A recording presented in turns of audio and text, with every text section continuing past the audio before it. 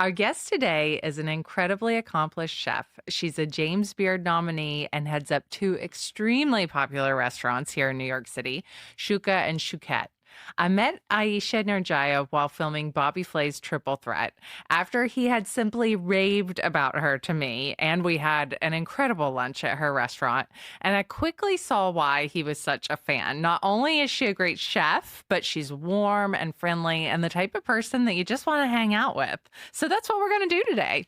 Welcome to All on the Table. Thank you for having me. I'm glad this is a podcast so I could listen to that over and over. That's like the perfect introduction. Thank you so much. My mom's going to be so proud. Oh, I'm so happy you're here.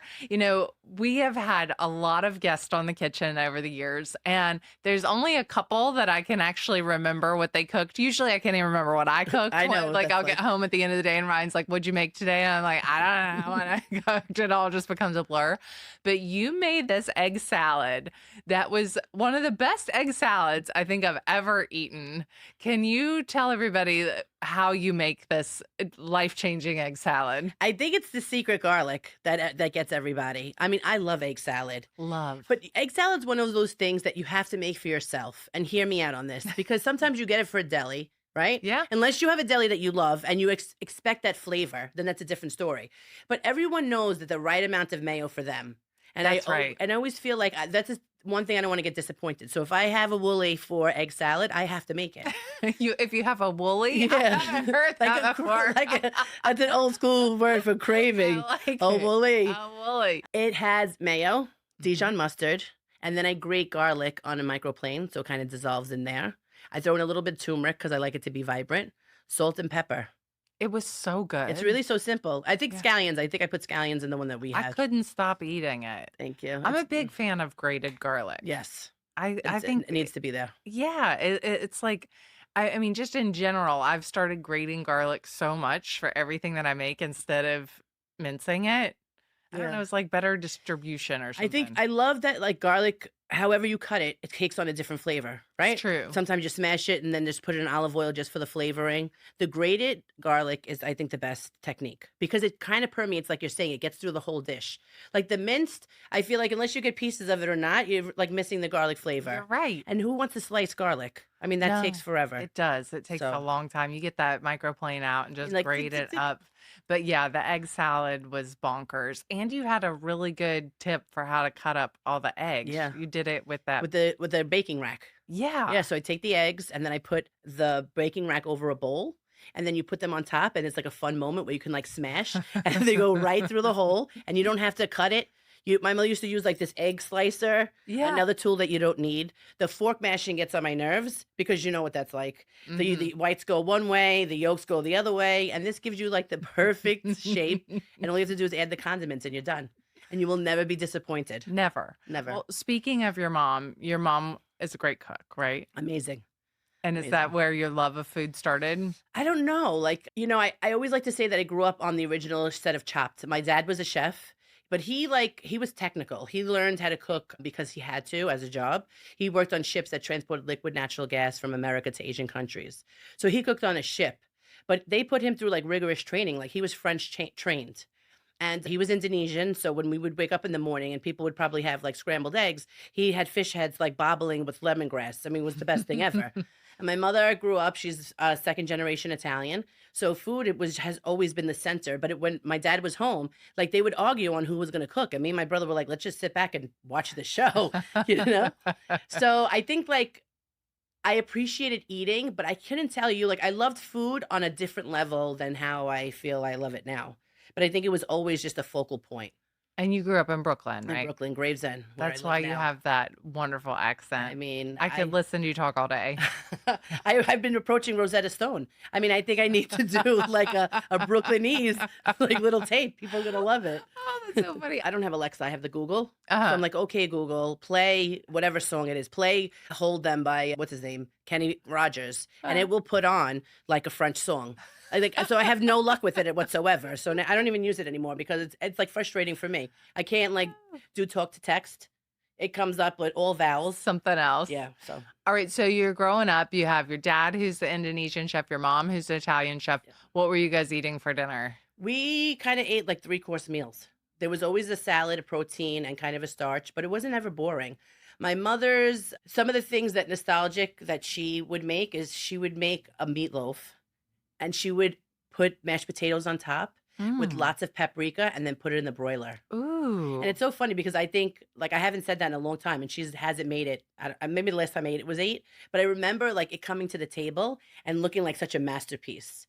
Like my mom That is, sounds so good. yeah, she's kind of Wait, a so just like a meatloaf and the yeah. potatoes on top? It was like it looked Okay. like a mound, like I guess how a Uh-huh. shepherd's pie, but the Yeah. way she did it, like kind of came out like a pyramid. Looked like the tagine of spices Mm. that you would see in a thing.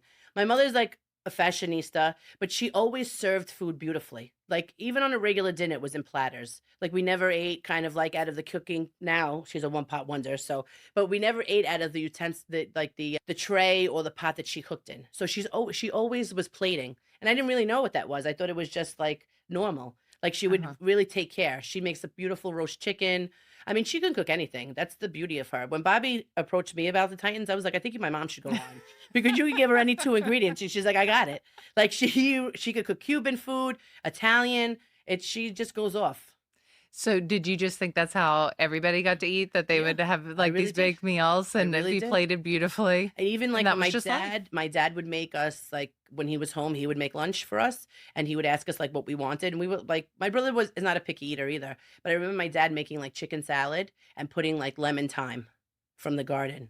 Whenever I smell lemon thyme or white pepper, reminds me of my dad.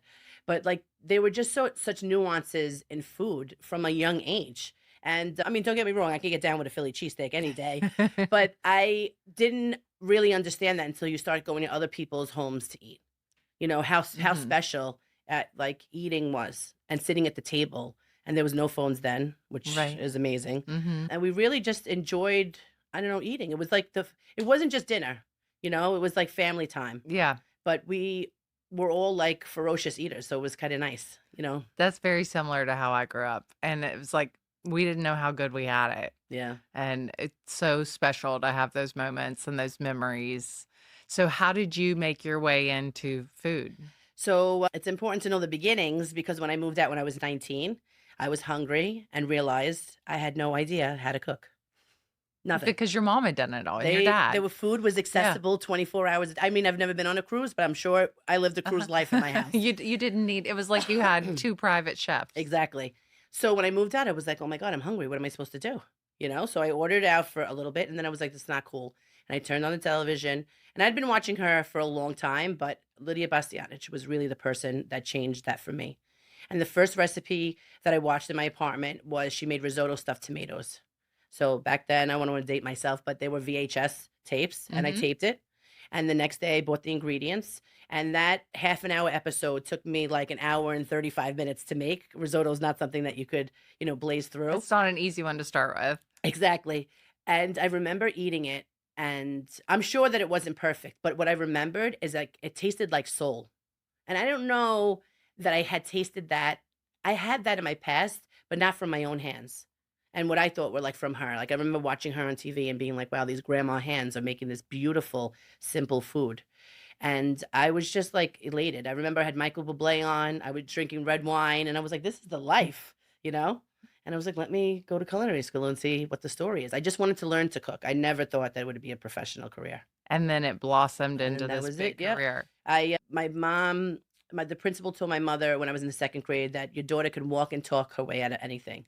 So whole growing up, my parents were just like, she's going to be a lawyer. So I was like, all right, I'll be a lawyer. Like I walked around with a little briefcase. I was like, objection. Like, so it just never occurred to me that there was another path. And I worked in some law firms as a paralegal, and I was like, this is kind of whack. It just wasn't fulfilling. And I didn't feel like what I felt like when I was cooking. So I worked in a law firm from 9 to 5, and I went to school from 6 to 10 to ICE. And in your third mod, which is semester, you have to go and trail at a restaurant. And of course, I chose Felidia, and I went, and they stuck me kind of in between the dish pit and the pasta station. And they didn't really let me do like on stages after that. Like I would peel garlic and do mundane projects, and they really made me watch it. And for the first time, I felt like alive.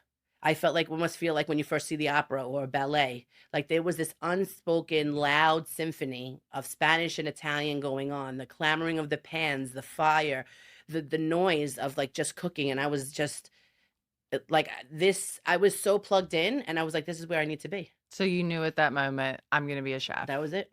Well, I didn't know what that really meant, but I knew I wanted to be in the kitchen. So after culinary school, I winded up going to Felidia.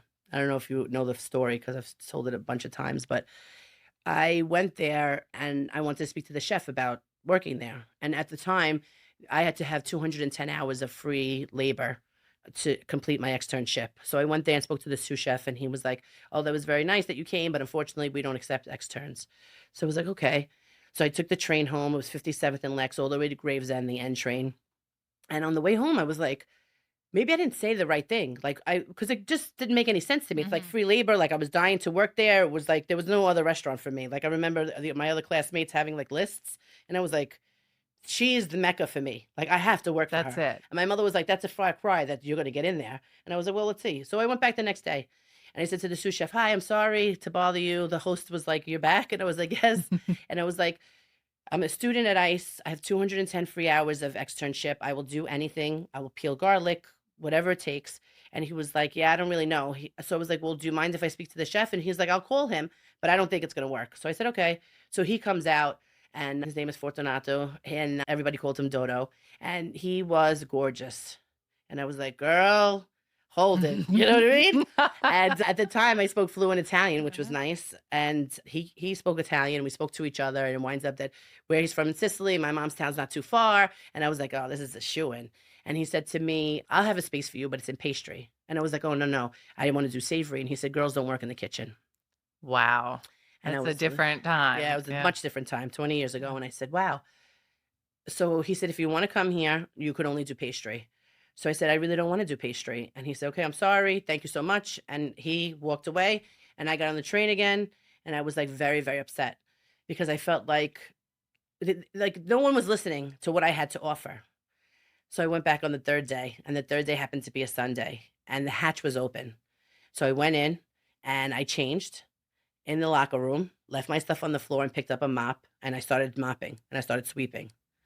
I introduced myself to everybody that was down there. I mean, this is crazy, the story, now that I'm recanting it.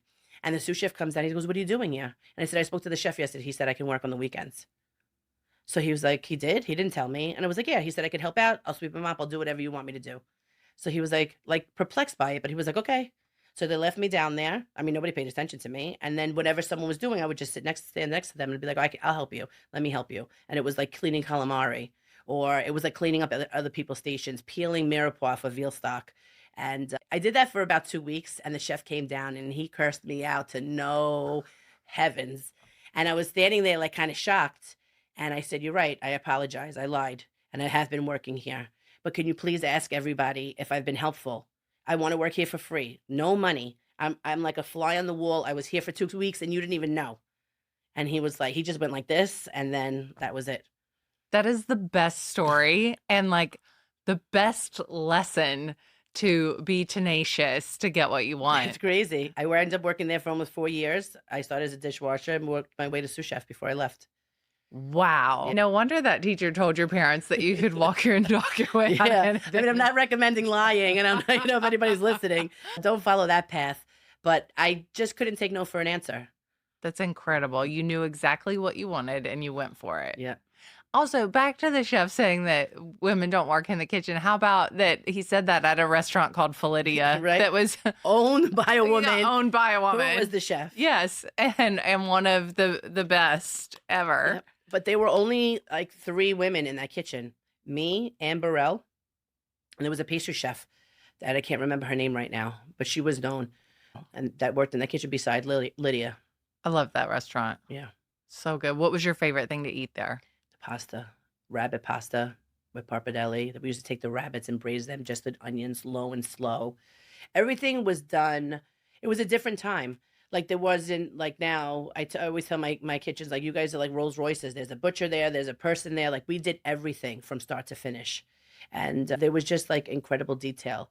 When I watched my chef cook, like he had like a 4 burner on the left hand side. There were VIPs every single night. I mean, one year we cooked for the Pope, and he would come up with specials or like VIP tasting bites, like on the fly. Like he would be, and I just would watch him be like, "How would you come up with this?" And every time he let the pan down, I would run with a spoon and just like try to remember, like the flavor combinations. I remember once he made a white risotto that tasted like margarita pizza.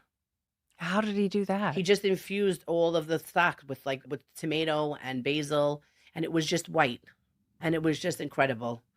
I remember him making like fresh corn dishes with tuna, and he had such a knowledge of food, but everything there was like soulful. And to me that was like the best way to learn. I learned how to butcher there. I mean, I never ever applied for a job. Whenever like that was on my resume, they were like, Go right "Yep." ahead. Yeah. We used to make like 17 different dough for pasta every day. There was no freezing. Everything was fresh every single day. The bread program was insane. There were like 6 different types of bread. There were these bread sticks that were squid ink and just regular flour, but they Mm. ate like as if your mouth was coated with olive oil and sea salt. It I'm was just, starving. me too. So, how did you go from cooking Italian food to cooking Middle Eastern food? And I had always just assumed you were Middle Eastern because you're so known Yeah. for Shuka and Shukette. And I get that all the time, and it's so funny because but I go to a table and the woman's like, "You're Lebanese," and I'm like, "No, I'm not. I wish I was, but I'm not." And she says to me, "I don't believe you. Show me your license." She was like, "This Lebanese is Lebanese." Like, and people are so definitive Mhm. about those things. My grandmother, my mom's mom, grew up in Cobble Hill. She was first generation Italian, and she grew up on Strong Place, and she had 21 families on that block that migrated from Italy. How wild is that? And she was an adventurous woman. Like, she wasn't your typical. And she didn't believe in refrigeration. And every day she would go out to Paisano, or the butcher, the fruit store, and get what she needed for the day. But her favorite thing was to go to Atlantic Avenue and have these little snacks. And she would take me with her. We'd go to Damascus and have like medjool date cookies. And we'd go to Sahadi's. Have you been there? No, I've never been. It's a Middle Eastern store, Mhm. and they had these big apothecary glass jars, and in these jars, anything from semolina to gummy bears to olives to feta cheese, every spice in their mother. And you would go in there and kind of pick a number. They would call you, and you would get like a concierge. This guy used to come up to you, and he had a belt, and on the belt was all these little small plastic baggies. And you would say a quarter pound of this, 3 pieces of that. And she would get us all these little snacks, and we would just snack on it. So I think like that kind of started like the Middle Eastern flavors. I mean, Indonesian flavors and the Middle Eastern flavors can kind of be a little bit, the more you cook, the ingredients are simple. It's kind of how they prepared and put together. Mhm, Similar, I mhm. wanted to say.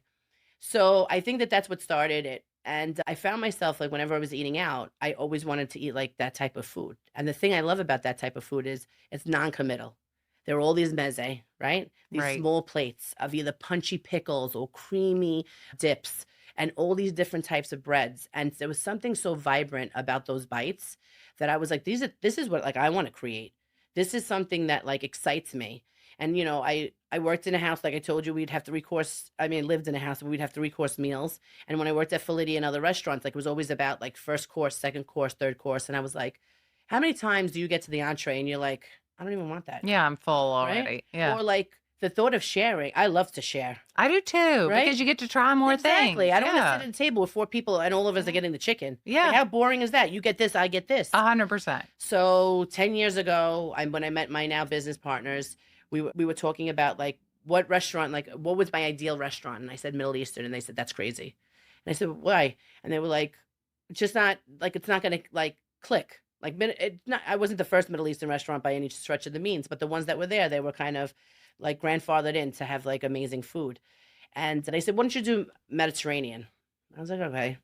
But the more that I was cooking, just was coming out of me. I had traveled a bunch and I was reading like incessantly about like all these dishes coming from different regions and how like basmati rice or jasmine rice can be made like 100 ways. Like, how interesting is that? And the amount of different breads and the spreads. And I just little by little were just dumping Middle Eastern dishes on the menu at 100 Acres. And it was like a year in, and it was New Year's Eve, and then we were talking about what like a prefix menu, and I was like, they were like, "What's wrong?" I was like rolling my eyes. So here we go with this course bullshit. So I said, I have an idea. I said, I want to throw a party. We'll call it a night in Marrakesh. 100 people.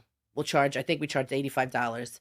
I said we'll go to the garment district and buy a whole bunch of like ratty looking like fabric, and we'll tie it to the ceilings. We'll play Middle Eastern music, and I'll make like like a Middle Eastern spread. And they were like, if you get 100 people in here, you could do it. I was like this. Hello. 75 people from Gravesend came, and the GM at the time was Lebanese, and she had 20 people come, and it was a wild night. That must have been so much fun. I must have made like 30 dishes. I think people ate 12. I don't even know who got what. Like, I was like, I didn't even know how to fire. My cooks were like, what are you doing? I was like, I don't know. Just make it. Put it in a plate. I was like, send this to table 6. Send it, excuse me, to table 4. And we had the best night. And they realized that like this was a serious thing. So we closed. We did some renovations, and that's how Shuka was born. And Shuka is so good. Shuka turned 8 yesterday. Really? Yeah. Congratulations. Thank you. Thank you. Oh, I love the food. I love eating like that, having lots of little different Yeah. bowls and trying different things. Like I told Brian that I was coming here to interview you, and he was like, "Oh, I love her food." Oh, thank And you. he said, "Ask her about all the spreads." He's like, "I want to know what's the trick to taking like a hummus and making it next level. Like when you get the one in the grocery store that's in the container, I think it's fine. Yeah, But yeah. then you go somewhere like where you're cooking and it's spectacular. Thank you. So what's the trick? The trick, I think there's a few things. One is texture, because even though we love the creaminess, you still have to have some crunchy elements on there, and you still have to have the texture in it. So some of them are not so creamy, or the ones that are creamy will have another kind of dip that's a kind of in the middle. Second, I think it's whatever you say it is, let it taste like that. Because if you're going to say it's hummus, then it should be chickpea forward, right? Or if you have whipped feta on the menu, then it needs to taste like that. Or if you're doing a pistachio dip, then those flavors, I think sometimes in dips, it's very easy to kind of throw a lot of things in there and kind of puree it and think it's going to taste good. But I find like if the simpler that you do it, the better that it is. I love like a labna or something like That's that. my favorite dip of all Oh time. God, it's Yeah. so good. It's just creamy and a blank canvas for things that are spicy or sweet, crunchy. And, my mantra is rip and dip. I don't even ever want to use a fork when I'm at my restaurant. I just want to dip the bread and go wild. Are you a baker? No, I wouldn't say that. No. I love bread. And I think like a lot of the Middle Eastern breads are quick breads. Like if you wanted me to teach you how to make sourdough, we'd probably have to go buy one. But I love the art of it. And I think that's what really drew me to Italian food initially. It was like the fact that like pasta was just water and flour and eggs, True. right? Or maybe sometimes you had to puree spinach to it. And there was all these shapes and these textures that it would make. So I think that love affair is still there, but now it's moved to the breads. Rip and dip. I love it. Yep. Yeah, I love all those Middle Eastern breads. Oh Yeah. my God. And like the kebabs and everything, and just kind of like, I've always been the type that wants to make the perfect bite of like getting a little bit of everything on my fork. Yeah, I love that. It's like the jackpot. And so you get that with, getting all the little bits. If somebody's kind of wanting to get the entry point recipe into cooking Middle Eastern, like what's like an easy dish to start with? I think the obvious answer would be hummus, but I don't think hummus is easy to make. No, simple but not easy. Simple but not easy. And I think that's probably, I think I've been peddling around this whipped feta because it's just easy to do. So I think I put feta with a little bit of yogurt, olive oil, salt, olive oil just a little bit, and lemon zest. And you put that in the food processor, and you wind up with this white, fluffy cloud of deliciousness. And you could add anything on top of that. You can roast grapes in the oven with black pepper and rosemary and put it on top. Mm. You could slice a fresh peach and drizzle some honey and maybe a little bit of coriander, and it's done. So I think even if all you had was za'atar and you put that on top of it, like it's a win-win. So to me, I think that's the easiest entry point dip. And are you serving it next to grilled meat or anything like that? Anything. Yeah. I think like what you said, it's kind of like this cacophony of all these small little dishes. And what I love about Shuka and Shukette, when you go there, like we have a very strict policy. We don't remove plates unless you tell us. Because sometimes you want, things don't come out in courses per se. The food comes as it does. But like you said, when your kebab comes, you're like, oh my God, I wish I still had a little bit of that hummus in there Oh, because you want to yeah. take a bite. So we leave everything so you can make your perfect Yes, bite. do not take that away I'm before telling I am you. done because I might pick up the bowl and lick it. Yes, it deserves like a swatting of the hand. You're like, Yes, no, yes. Rip and dip until I'm done. that's it. That is it. Oh my God, I'm so hungry now. All right, so what spices do people need to have in their pantry to be able to cook like that? I think cumin, coriander, Aleppo chili, za'atar. I mean, salt and pepper, obviously. I also think turmeric. Like turmeric is like silent but deadly, right? So just a Mhm. little bit of it can take a dish in one direction or not, but a lot of it, obviously, is overpowering. But I love it in like long braises. So if you're making like I don't know, like a tagine, if you will, like a simple one, like chicken with olives and onions, turmeric in there is like amazing. Mm. Now, obviously, most people don't have a tagine. So if you're making it in your Dutch oven, like what are the steps to making a great You have to, simple yeah. chicken tagine? Well, anybody that has a tagine at home probably doesn't cook in it. They probably just serve it and Yeah, just put that yeah. on the table so nobody feels bad. I think I cook it all in the Dutch oven. Mhm. I think marinating the meat is really important. And if you can do it from overnight, that's even best. I think also having like the things that that you like good tagines, you need preserved lemon. You need some kind of like tagines are about like soft, savory, and sweet. So whatever if you like dried apricots are perfect in that. So spice up your meat. Sometimes if you I always go to SOS on Avenue B. Have you been there? Oh, I know of it, but I Yeah. haven't Oh, you have been. to go. Yeah, I It's need the to go Neiman there. Marcus of spices. The Ooh. woman that owns it, her name is Atef, and she Mhm. is a goddess. Like you tell her what you want to cook, and she will custom make you a spice blend. And she has blends there that will blow your mind. She has preserves, and it's just a beautiful store. But if you and there's a spice there called the Queen Spice. It's my spice. Oh, no Yeah, and it's the way. lamb tagines. Oh, cool. So whatever spice mix or rub that you want to make, I usually like a simple one would be like cumin and coriander, preserved lemon. I take the inside and puree it and use the skin as like the decoration or when I'm braising part. But that the inside of the preserved lemon, it gives you like this salty umami situation. So what do you do with the inside? Use that in the marinade.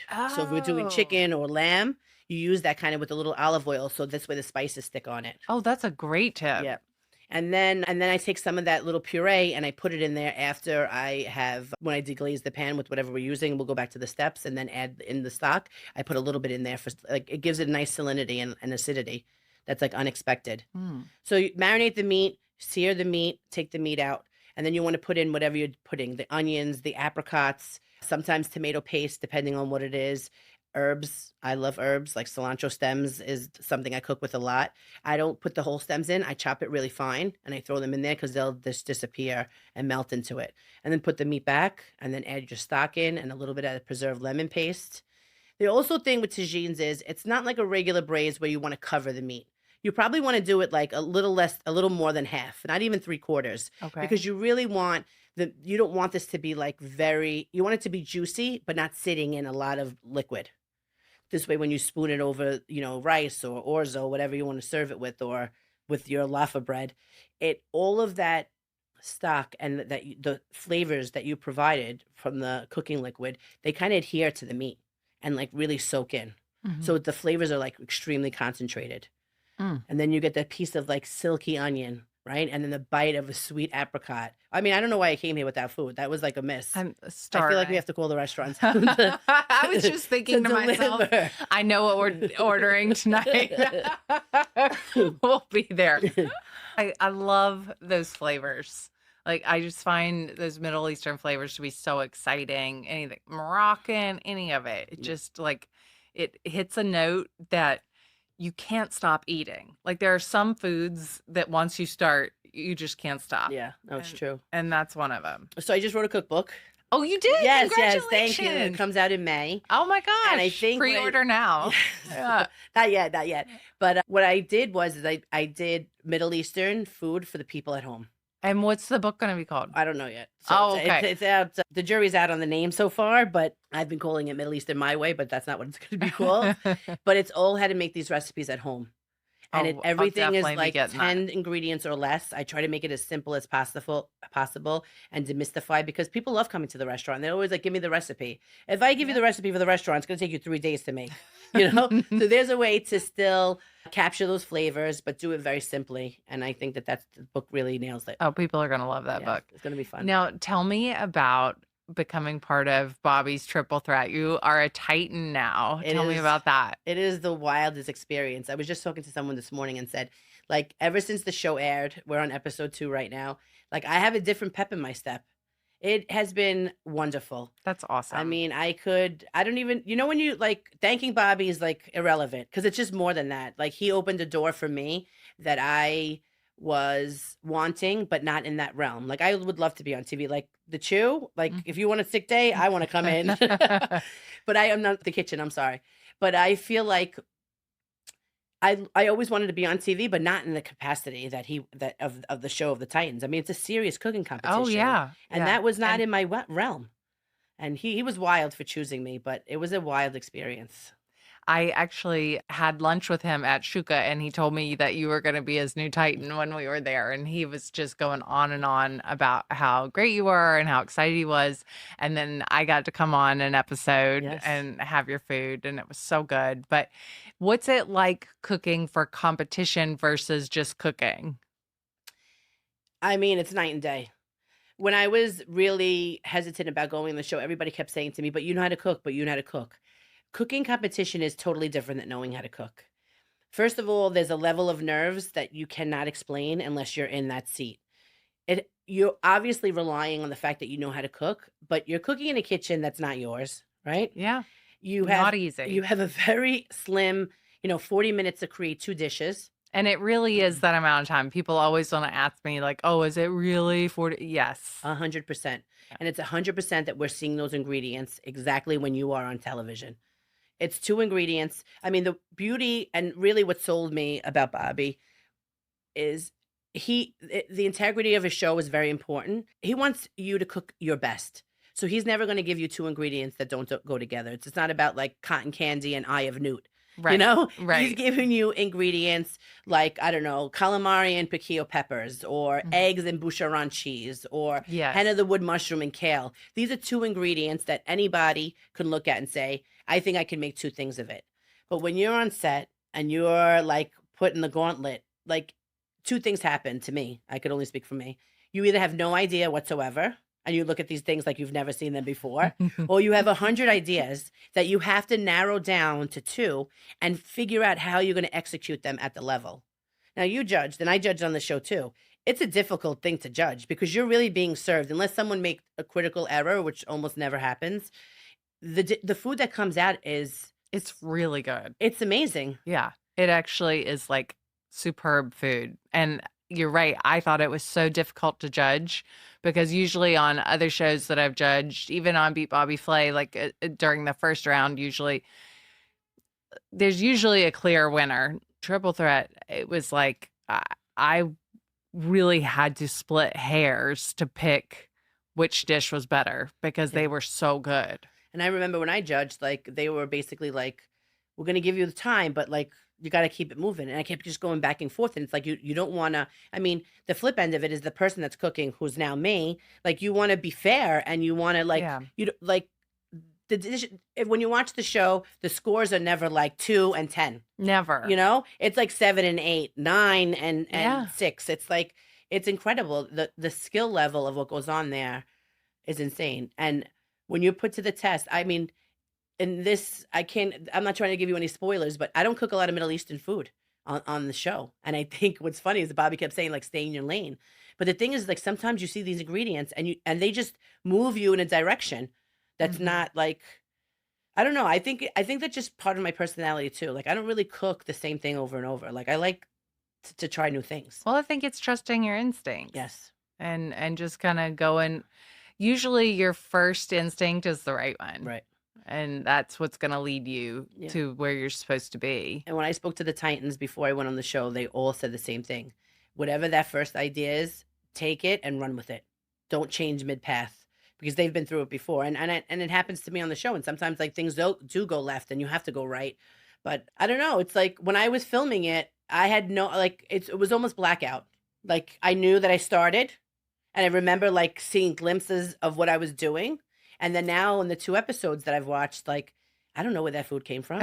I'm like, who's that? I want to put that on my menu. Like, where were you? Like, why is that not like who's that girl? Yeah. And it's wild. I like so there's no like I can't tell you there's a creative process. There's like there are ways to train and then there's no way to train at all. But this show is riveting. I mean, I love it. And It it's really is been great. It was one of the most fun days I had had at work in years. yeah. It was great energy, great fun, and the show, watching it, I think that viewers can feel that. Yeah. No, it Like, is. It is. It's incredible. And to be honest with you, like we come to work every day to try to make the best food possible. And I think that as you judge and as you watch on TV, you can see that, you know, when you get into the mode, like everybody said, once you start cooking, like you'll be fine. And I guess it was true, but you don't know it until you're into it. And Bobby yeah. kept saying, like, I said to him, like, give me a practice, you do this. And he was like, you could do everything you want to do. But like until that, I say go, you are not going to know. Like you'll know in that moment. I mean, Yeah, that clock starts ticking and then yeah, it's showtime. the clock. Well, it's great. I love it. I want to ask you a couple of rapid fire questions. What was your breakfast this morning? My breakfast this morning was a piece of sausage patty, chicken sausage patty with broccoli rabe and pecorino cheese. Oh, I made it yum. yesterday and it was on the counter, so I took a few Yeah. bites. What was your dinner last night? Was it that? No, my dinner last night was an array of appetizers at the party. I had pork belly with balsamic fig and pistachio. I had mini falafel and potato croquettes with piquillo peppers. You win for the best answers of this ever. Okay, you have a day off. Are you cooking or going out? I'm going out. Where are you going? Where am I going? My go-to spot in Brooklyn is Michael's of Brooklyn. They do this lobster dish. It's like lobster that's fried, like they cut it in the shell and then they fry it and then they toss it with hot cherry peppers. Oh my And God, that then sounds they good. fry these jumbo shrimp and put those on top. And it's like, don't have this dish on your first date, but you got to get in there and it's delicious. Wait, where is this place? It's on Avenue R in Nostrand Avenue. I'm actually writing I this took Bobby down. there actually. Michael's of Brooklyn. Yeah. I'm going. Is it a place that's been there a long time? Yes. Years. 3 generations. 2 Oh, generations. wow. The father and the son, and their uncle's the chef. Their whole family works there. What do you like to make when you're at home? I love to please other people when it comes to cooking. So I love to invite people over and ask them what they want to eat. And I just like someone asked me for pasta alla norma the other day, and I was like, perfect. Oh, you're a good friend All to right. have. Yeah. I'm available. Anytime, any day, Katie, you let me know. One You of my best friends says, get yourself a chef friend. If you want a That's happy good. life, you get yourself a chef friend. It's like you see those pillows that say you never knew how many friends you had till you got a beach house. Someone needs to make one for a chef. That's true. All right, you have one pan to make a meal, sheet pan, skillet, or Dutch oven, whatever. It's just one pan. What is it and what are you making? One pan, and what am I making? I'm just going to go based on my mood right now. I'm going to use my 10-inch made-in non-stick pan, and I'm making orecchiette with broccoli rabe and sausage. Delicious. Yes, and lots of Calabrian chilies. Ooh, yeah. And lemon zest. What is your ultimate comfort food? That's a good question. My ultimate comfort food is pastina with chicken broth. I boil the chicken broth. I put the pastina in there. I crack 2 eggs. I add pecorino, parm, and black pepper and scramble it. When the pastina is 4 minutes, I shut the heat. I drizzle the egg in there, and then I put a handful of fresh spinach, and I cover it for 2 minutes. I just ladle that into a big old mug, Oh, right? And I put some more black pepper and a little bit of lemon zest or lemon juice in there, and I just sit on my couch, curled up, and watch myself on television. what was your favorite candy as a kid? Oh, my favorite candy. That's a tough one. As a kid, I didn't have a sweet tooth. No? Nope. I think I had my first candy bar when I was in college. No I way. swear. So what were you eating when you were a kid and you were like getting savory something? snacks. I Yeah. don't know, slices of salami and cheese. That's what I was having. Oh God. What's your favorite kitchen appliance? The microplane. All right, my last question. What's your dream travel destination? I know that you are a big traveler. I want to explore more in the Middle East. I've been watching like these things. I mean, I know it's like Lebanon's a tough time right now, but they look like they have these beach parties and the food looks like it's coming out on platters and then there's drinking and smoking hookah. I mean, anything when that all that stuff is happening is where I want to be. Sounds like a good time. Yes. Well, I've had such a good time talking to Me you. too. You are so much fun. Please have me over to eat. I promise. I promise. I'm saying on the podcast, you're coming over to my house in Brooklyn. And I'm gonna have you over to my house. I would love too. that. We'll have a great time. Yes. This was terrific. Thank you for having me. Thank you. Thanks. And congratulations on the show. Oh, tell everybody where they can find you. Yes. Well, tune in to the Food Network at 8 p.m. on Tuesday nights to watch the Titans. And if you can't catch us then, you can catch on HBO Max. My social is Ayesha_rare, Rare, for like the steak and also like rawr. Love it.